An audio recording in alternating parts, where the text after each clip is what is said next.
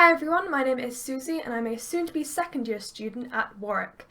Around this time of year is the time where people will have found out their results, they're going to be finding out what universities they're going to go to, and if you're here then I assume you are going to come to Warwick. Congratulations for getting in and I hope you do have an amazing first year. But I know it's a very stressful time because I was there obviously not too long ago myself, and I know that one of the first decisions you have to make is what accommodation you're going to stay at. As you can tell by the title, or presumably you can tell by the title, I stayed in Whitefields for my first year. It's one of the Warwick's accommodations on campus. And if you're considering going to it, or you're not sure where you want to go to, I thought today I'd just kind of run over what my experience was like, some pros and cons, and do a little room tour for you. I should warn you guys that the room tour was filmed very rushed. I had to isolate thanks to COVID. I actually caught COVID, and then basically when I got out of my isolation period and returned back to my room, I then had to film this video and then immediately pack all my stuff up and leave, so it's very rushed and not the best quality that I could have produced, but I wanted to get something out to you guys, and I hope that that will be useful to you. So first of all, the kind of basic description of Whitefields. Unlike a lot of the other, or in fact I think all of the other accommodations, where you'll have these big buildings with lots and lots of floors, and on each floor you have a couple of flats, and each of the flats is just separated by like the corridors or whatever, Whitefields has like distinct buildings. So I was in flat 11, and that is its own self-contained building, basically.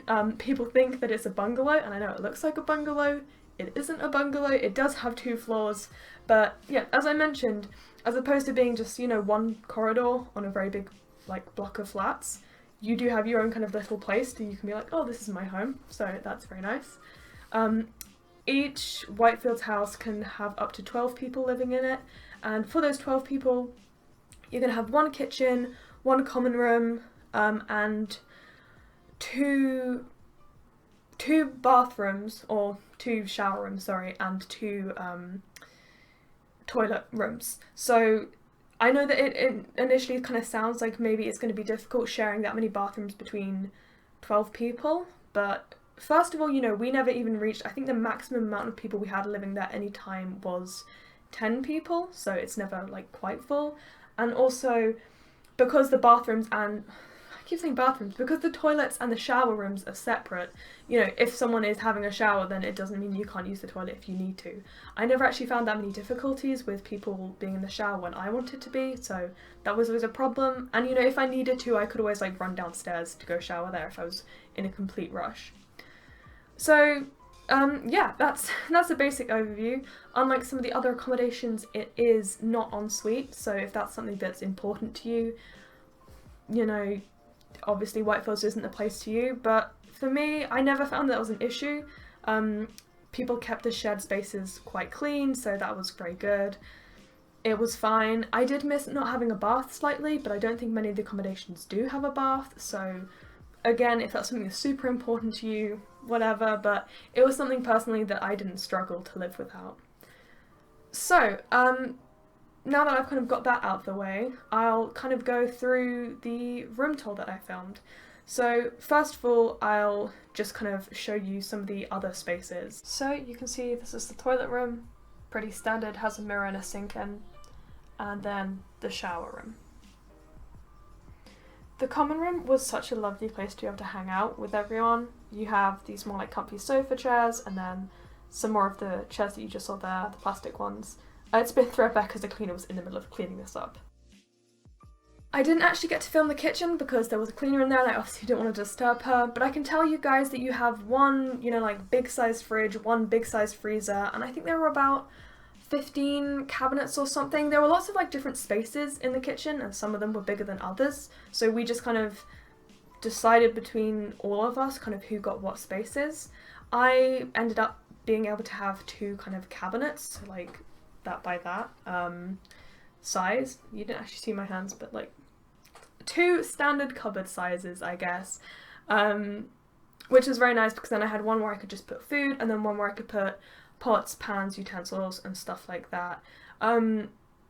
It's going to really depend on your flat, how many things you're going to be able to share, because I know some flats were super social. They went out and like bought all of their utensils together so they didn't have duplicates, whereas our flat, I think people like their own like personal property a bit more, so there wasn't always a lot of sharing. There was some sharing with things like, you know, like if someone needed salt for their recipe, or if like someone didn't have a spoon or something, you'd like lend it to them. But yeah, a lot of people had a lot of duplicates of some items, which wasn't ideal, but obviously we had bought them and we wanted to use them individually, so that was all fine. I didn't necessarily struggle for space, although I did have to make sure that I organised everything very well in the kitchen. I know obviously some people are going to bring more or less than others. I quite liked to do a lot of cooking, so I had probably more things than other people had, and I know a lot of people kept their food in their room as well, instead of in the kitchen, but because I was upstairs, I didn't want to bring down my food every time that I was going to the kitchen. Speaking of going to my room, time to show you guys a little room tour I did. Keep in mind once again that this is a room that I had not been in for a while because I'd had COVID and I'd had to isolate and everything away from Whitefields, so it's not the best. And I'm also not the kind of person who, I know some influencers are they have very nice, pretty rooms. My room did the job, and that's what I'm going to show you guys. So, welcome to the place that has been my home for the past year. I'm going to start off as we walk in. On the back of the door there, I just kind of put this thing so that I can have some of my like my card and my keys and stuff, so I can just grab them as soon as I go out. Then we have the chair. I very rarely sit in the chair because I always seemed to use it to put things on, but it's actually surprisingly good storage space underneath. You can see all my wool from where I knit. Also, a box. This is going to be a common theme where I have a lot of just boxes of stuff and I find places to put them. I've got 2 bins down there. We were actually only given 1 bin by Whitefields, so I went and bought another one so I could have a recycling one. And you can also see my dehumidifier, which is very important, right by the towel rack. My towel rack is in the worst place out of all the rooms I've seen them in. A lot of people, it's actually, you know, somewhere you can feasibly put a towel, but I tend to only put it there like after it's been on the radiator for a bit because I don't want it to like drip on the wires. Which brings us to, you can see my desk here. Free spinny chair, good for spinning, can confirm. My desk here, and then the 3 shelves that are standard. Here you can see, you know, I've got like various folders for work. I've got some books, I've got some of my like notebooks as well. And down here, just pens and things, everything ready for my computer. Out there, you can see lovely view of Whitefields. One of the things about Whitefields is so that everyone is right in amongst each other, so that's another flat's kitchen right there, and if they were ever having a party I could just hear all of it. As I mentioned earlier, the radiator to put stuff. Now here is something which I didn't initially think to bring. This little chest of drawers I used to keep like makeup and toiletries in and stuff. That wasn't brought by Whitefields. I brought that myself. It was very cheap. But having that extra bit of storage and as well somewhere to sit in front of the mirror has been nice. You know, if I can ever not be bothered to stand up in the morning. You can see my dirty laundry basket. Down here as well is where I kind of keep my shoes, just a nice little space for them. And then my bed. You are provided with bedding by the university, but most people choose to bring their own. I actually wouldn't recommend bringing like a duvet, because the duvet that the university provides is pretty good, but things like the duvet cover, the pillow cover, and I would recommend bringing your own pillows because you know what you like. My bedside table, I kind of keep like socks and stuff in there and like some of my documents in the bottom drawer. And again, hidden space. You can see right over there is where I kind of keep like the makeup I use on a day-to-day basis because I got bored having to like go and grab it from there all the time, so I kept it out so I could grab it easily. You can't really see, but I've got some shoes down there, I've got some spare food, saucepans that were too big to fit in the kitchen downstairs, lots of stuff that's just too annoying to fit anywhere else. Over here, you can't really see it because of the way that the camera's focusing, but is the pin board. You can see I've got kind of photos up, I've got some art up over there, like a to-do list and things, and also some of my jewellery up here. One of the benefits of it being a pin board is that you can just shove pins wherever you want in it, so I made this kind of DIY little necklace hanger thing. And last but not least, other than that kind of the little bit where I just store my dryer and my umbrella and things, is the wardrobe. Now I'm going to try and show you without everything falling on me. The top shelf, I just shove kind of all the bits that have nowhere else to go, so like the duvet that I brought with me to university and like spare household stuff. In here you can see it's a surprisingly big wardrobe. I have quite a lot of clothes and I've managed to fit like a surprising amount in, so that's always fun. And then finally you've got these two drawers here. I just put shirts in them, like you could put whatever you wanted in them, but yeah. My room at Whitefields, I was surprised by how much space there was, and honestly I'm kind of quite happy with what I've done with the room. So I hope that's kind of given a sense of some of the space, some of the things that, you know, come with the room, and some of the things that you should maybe think about bringing. So just to quickly like run over those again, things I would definitely recommend bringing would be an extra bin if you're like big into recycling and stuff, some extra storage space because I have a lot of stuff. So, you know, if you're a very minimalistic person, you could probably get away with not bringing extra storage space, but I did want it and I did like to have it somewhat organised. So boxes and that chest of drawer and things, they were very cheap, they were very easy to find. A dehumidifier for your room because especially in winter when you keep the windows closed all the time, humidity could build up very easily in those rooms. And a laundry hamper I would recommend, or something that you can use to take your clothes to when you're going to do laundry as well, because otherwise I don't know what you do, just put it in a plastic bag. I mean, some people did that, but again, I think it's just neater if you know that everything's in one place. And if you have a computer and you're about that life, I would personally recommend bringing a longer Ethernet cable, because the Ethernet cable in my room, or the Ethernet plug in my room, was quite far away from where they had positioned the desk. So they did provide an Ethernet cable, but it was only 1 meter long, which didn't reach the Ethernet plug.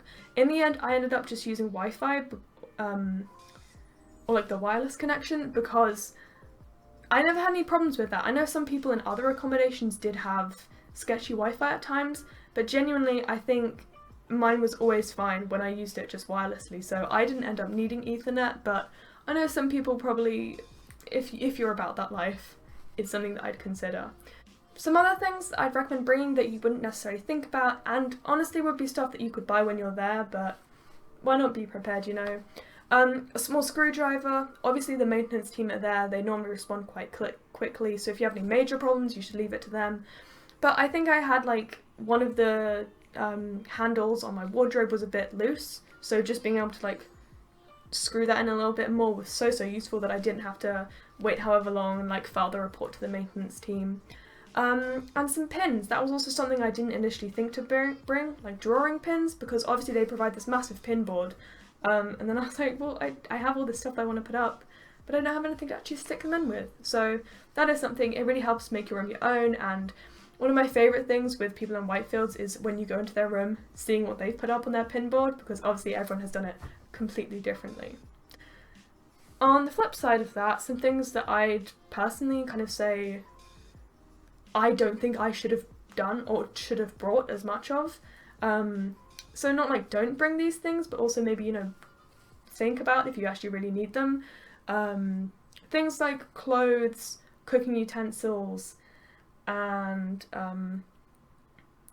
bed linens, because I initially thought, you know, I'll bring a lot of these things just in case, especially with the kitchenware. I was like, well, it's better to be safe than sorry. But in the long run, it just ended up taking storage space that I didn't like have. Obviously, the rooms were bigger than expected, but at the same time, you don't want to have it just crammed full of stuff, which I kind of ended up doing. So try and think if you actually really need something, because a lot of stuff it's not as actually useful as you think it's going to be. So, pros and cons. I think the biggest pro, and the one which is kind of the elephant in the room, it's the cheapest accommodation. That is the reason why I chose it. That's the reason why most people I know chose it. Yeah, it's the cheapest, and as a student who wanted to save money, that was a good thing for me. That was why I put it at number one, because I wanted to be able to save that bit of money. This year it is £81 a week, I believe, which is £20 cheaper than the next most expensive accommodation, which adds up over the year. I think that's like £800 or something by the end of it, so not an insignificant amount of money for a student. It was very nice knowing that I wasn't spending any more than I needed to, and I know that you can pay more money to get like a flashier room or an ensuite or whatever, but at the end of the day, I was very much like university is about the experience, not about the room, because most of the time I'm just going to be either studying or sleeping in the room, so I don't need it to be pretty, I just need it to be functional. Not to say that Whitefields isn't pretty, it was prettier than I was expecting for the price that it was. I think it's very good value for money. And another pro, the rooms were bigger than I was expecting. For something that's so cheap, I thought it was going to be like absolutely tiny, claustrophobic, but it was genuinely bigger than my room at home, so make of that what you will. Another massive pro is the location, because it's right by central campus, so it is good for everything. It's a minute walk to the nearest study space, it's a minute walk to the nearest laundry, it's like a minute walk to like central campus itself, so that's where you can have lots of like the bars, the pubs, Amazon lockers and the package delivery room, so it's really easy to go get things when you get things delivered. It's also like a 2-minute walk away from the bus station, so if you want to go into Leamington or Coventry or whatever, again, super easy. And also because it is on central campus, whenever my friends and I were going for a night out, they'd always come to me, because, you know, if you have friends from all over, you've got friends over in Lakeside or Westwood or whatever, central campus is just the good meeting point.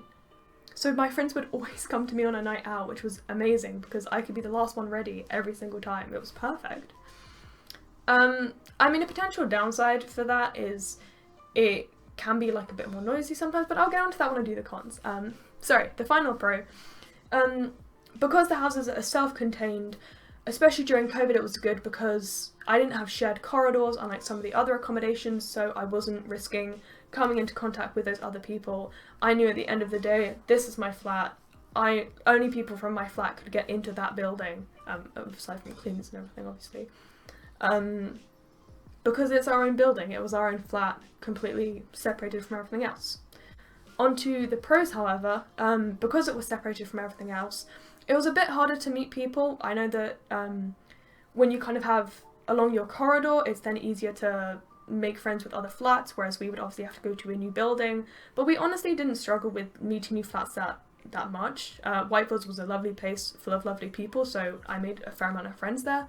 And I was also really close to like some of the people in my flat, so that was obviously nice as well. You're going to have those social moments inside your flat as well as outside your flat.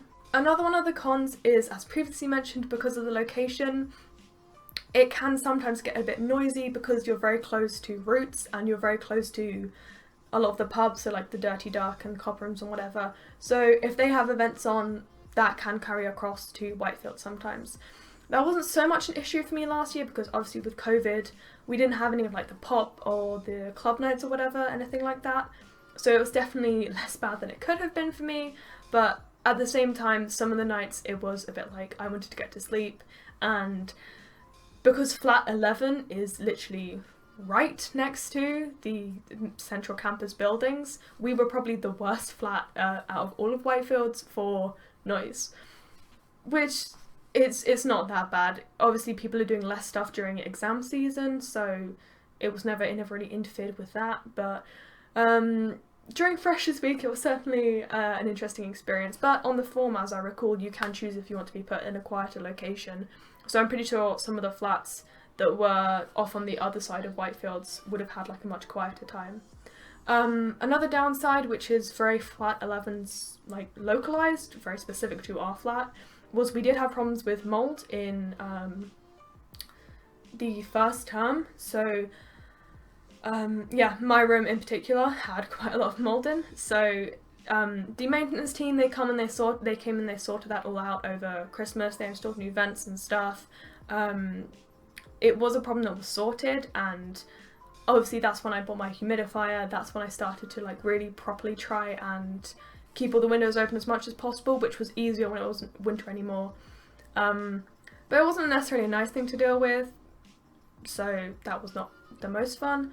That was only a thing that seemed to impact flat 11 though. No one else in Whitefields seemed to have got that from what I could tell, but it was something that happened at Whitefields. I can't say it's the same for all Whitefields flats, but it's something that happened to me. And finally, I'd argue the biggest con of Whitefields is that people are going to make jokes about it. Obviously it's not actually a con, but you're going to have to learn to love it, because people do have certain affectionate nicknames for it, so just laugh back at them because you know that you're saving all that money. Through what has probably been one of the weirdest years to be a first year student, I had a really, really good time at Whitefields. I met a load of new people, socially distanced and safe obviously. The location was really good for just everything. Saving the money was so incredible and so satisfying knowing that I wasn't paying any more than I needed to. And honestly, Whitefields might be the cheapest one, and it might have the reputation for being the cheapest one, but in my mind it was well worth the money and it was well worth saving it. It was functional, it was pretty, and it was good for all kinds of social events, so at the end of the day I don't regret going to Whitefields at all. Once again, congratulations to everyone who has recently got into Warwick. I hope whatever accommodation you end up in, you're happy, but especially if you end up in Whitefields, I hope you have as good a time as I did, and I will see you guys in the next video. Good luck with your accommodation choices, and I hope this was useful. Bye!